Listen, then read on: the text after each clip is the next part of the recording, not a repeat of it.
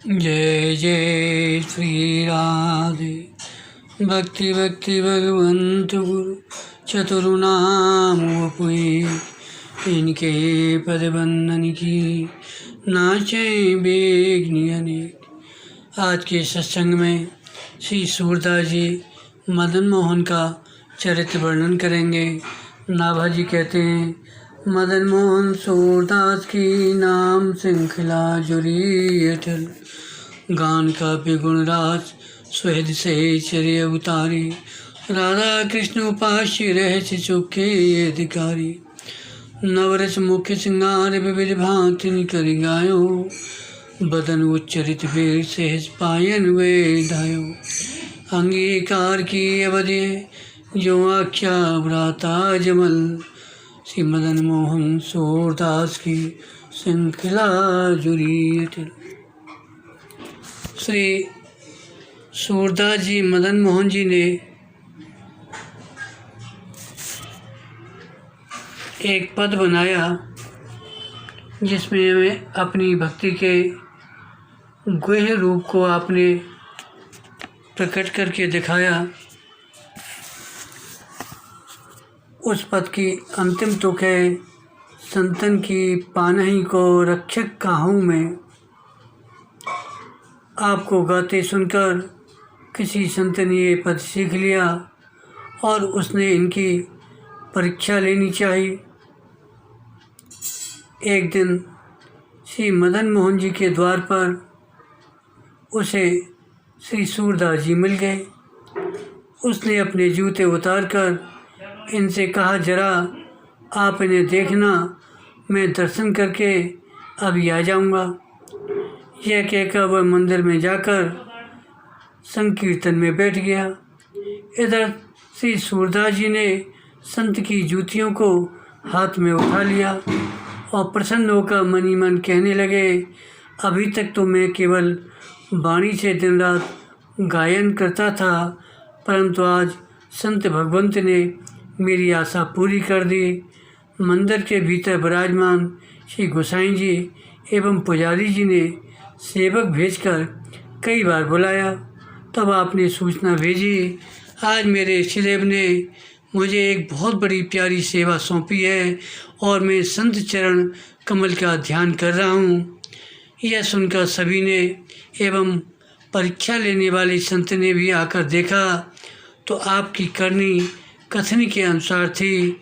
सभी इस निष्ठा पर नौछावर हो गए। गृहस्थाश्रम में आपका नाम सूरध्वज और गुरुजी के द्वारा आपका नाम सूरदास दिया गया था। आप नैन विहीन नहीं थे, बल्कि आपके नेत्र खिले हुए थे, कमल के समान विशाल एवं सुंदर थे। प्रभु के रूपामृत का पान करके इनके नेत्र झूमते रहते थे। इस तरह अकबर बादशाह ने आपको संडीले गांव में अमीन के पद पर नियुक्त किया। आपके हृदय में प्रतिक्षण बढ़ने वाला प्रेम व्याप्त था। उसी की रीति के अनुसार आपके सब आचरण थे। एक बार आपने संडीले के बाज़ार में बहुत अच्छा गुड़ देखकर दाम बढ़ाकर उसे खरीद लिया। आपने विचारा कि इस गुड़ से बने मालपुए श्री मदन गोपाल लाल जी को पावेंगे। इस प्रकार प्रेम के आवेश में आकर आपने बैलगाड़ियों छकड़ों में गुड़ भरवाकर श्री वृंदावन धाम को भेज दिया। यहाँ आकर वह गुड़ 20 गुना अधिक दामों पर पड़ा। गुड़ की गाड़ियाँ रात हो जाने पर पहुँची। ठाकुर जी शयन कर रहे थे। गुड़ भंडार में रख दिया गया। अब तो ठाकुर जी ने विचारा कि यदि अभी तत्काल पुआ नहीं बनेंगे तो दूसरे दिन तो उसी पुराने नियम के अनुसार अधिकारी जी पुराना माल खर्च करेंगे, नया माल कोठार में जमा कर देंगे। अतः प्रभु ने रात्रि में ही आज्ञा दी कि अभी पुआ बनाकर भोग लगाओ। 20 गुने दाम व्यय करके भेजना, यह भक्त की भगवान में प्रीति है। पुजारी से श्री ठाकुर जी ने कहा, जिस दिन से संडीले से गुड़ चला है उसी दिन से मैं बाट देख रहा हूँ। बाट देखते देखते मेरी आंखें सूज गईं और तुम कहते हो कि कल भोग लगेगा। अरे, भक्त ने जिस प्रीति से गुड़ भेजा है उसी प्रीति से मैं भी पुआ पाऊँगा, तब मुझे संतोष होगा। यहाँ भक्त और भगवान की अनन्य प्रीति प्रकट हुई। उसी समय फिर मालपुए बने। ठाकुर जी ने जागकर फिर मालपुआ भोग आरोगा। एक बार श्री सूरदास जी ने तहसील वसूल से प्राप्त बादशाह अकबर की सारी संपत्ति साधु संतों को खिला दी। अब कुछ भी पैसा बचा नहीं। ऐसा करने में आपको न तो कोई शंका हुई और न बादशाह का भय लगा। इसका कारण यह था, आप निशंक और निर्भय थे और प्रभु के प्रेम रंग में रंगे थे। बादशाह की आज्ञा से वित्त विभाग के अधिकारीगण दिल्ली से खजाना लेने के लिए संडीले आए। बोले, आप राजाज्ञा को मानिए, खजाना भेजिए। आपने क्या किया? संदूकों में कंकड़ पत्थर भर दिए, साथ ही संदूकों में एक पत्र रख दिया जिसमें लिख दिया, संडीले की कुल आय 13 लाख हुई। उसे सब साधुओं ने मिलजुल कर कटक लिया। इसी से अब हम चुपचाप श्री वृंदावन को जा रहे हैं। संदूकों में ताले लगाकर उन्हें दिल्ली को भेज दिया गया और आधी रात को जागते ही आप वृंदावन की ओर भाग चले। संदूकें दिल्ली पहुंची, बादशाह के सामने खोली गई तो उनमें रुपयों के स्थान पर कंकड़ पत्थर भरे मिले। एक पर्चा मिला जिसमें लिखा था कि संडीले की आय 13 लाख हुई। उसे सब साधुओं ने मिलजुल कर गटक लिया। जब बादशाह ने यह रुक्का पढ़ा तो विनोद में उसने भी कहा, गटके तो हमारे गटके, तुम क्यों सटके।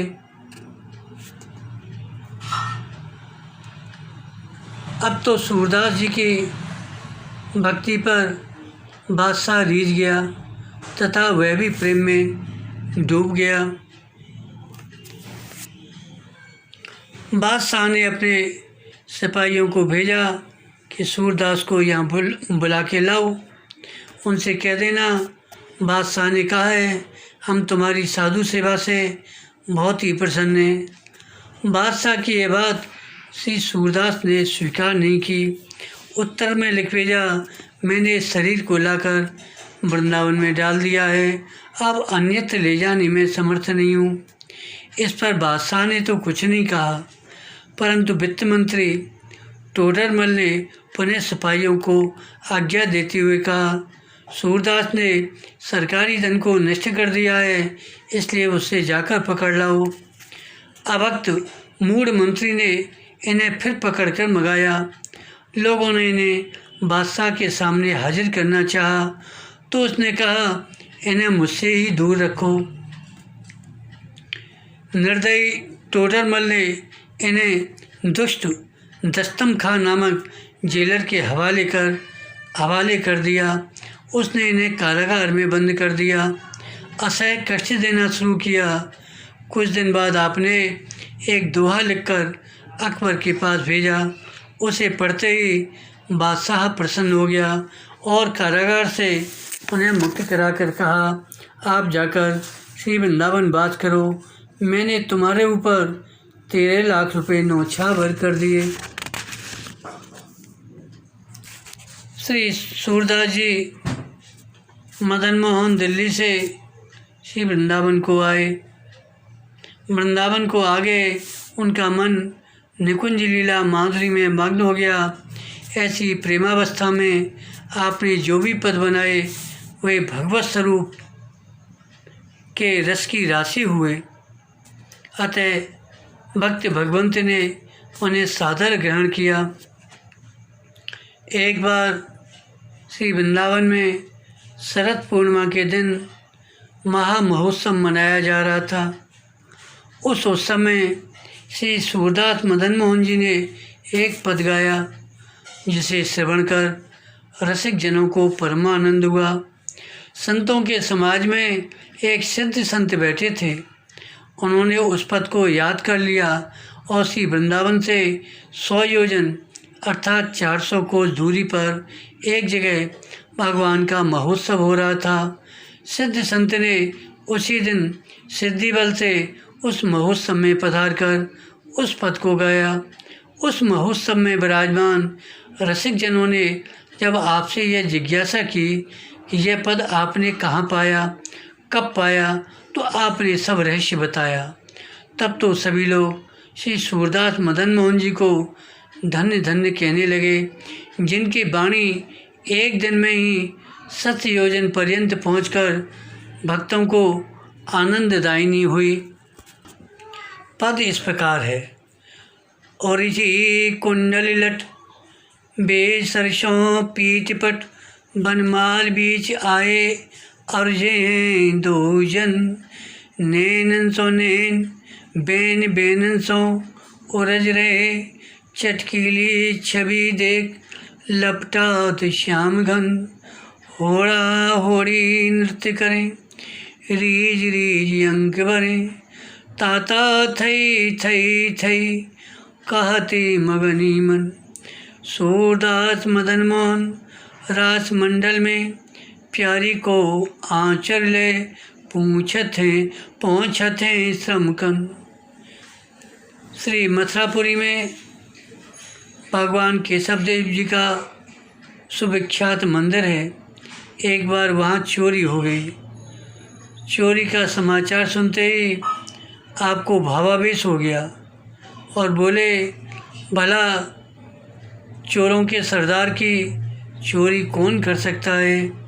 अरे मैं समझ गया, श्री श्याम सुंदर ससुराल गए थे, वहाँ हास्य कुशल ब्रज गोपियों ने ही उनके वस्त्र आभूषण चुराए। तो सूरध्वज जी ब्राह्मण कुल में प्रकट हुए थे और विरक्त वैष्णव होकर इनके गुरुजी ने इनका नाम सूरदास मदन मोहन रखा और इसी नाम से ये विख्यात हुए। इन्होंने श्री राधा कृष्ण के निज निकुंज महल की टहल प्राप्त की। आपके हृदय में युगल किशोर प्रिया प्रीतम के नित्य विहार की चहल पहल मची रहती थी। उसका दिव्य प्रकाश छाया रहता था। इसमें कुछ अनहोनी बात या आश्चर्य नहीं है, क्योंकि ठाकुर श्री राधा मदन मोहन जी आपके इष्ट देव थे। उनकी तथा इष्टों के इष्ट श्री महाप्रभु जी की आप पर सहजी कृपा दृष्टि थी।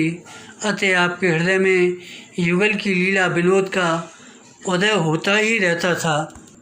श्री सूरदास मदन मोहन जी ने भगवान की लीला के अनेक पद गाए हैं, पर इनकी रचनाओं में श्रृंगार रस के पद अधिक हैं। बोलो भक्त भगवान की जय। जय जय श्री राधे, जय जय श्री राधे, जय जय श्री राधे।